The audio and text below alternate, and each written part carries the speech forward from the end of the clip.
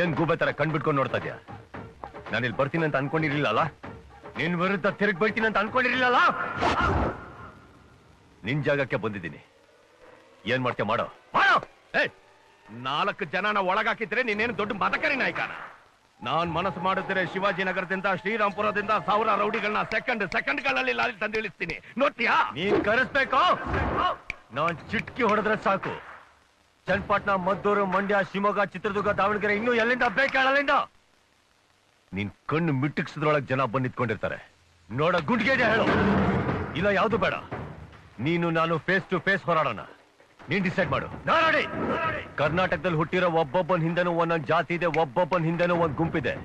ಒಳ್ಳೆಯವ್ರು ಯಾರು ಅದ್ರ ಬಗ್ಗೆ ಮಾತಾಡಕ್ ಹೋಗಲ್ಲ, ತೋರ್ಸ್ಕೊಡೋದಲ್ಲ. ನಿನ್ನಂತ ತಗೊಂಡ್ ಮಕ್ಕಳು.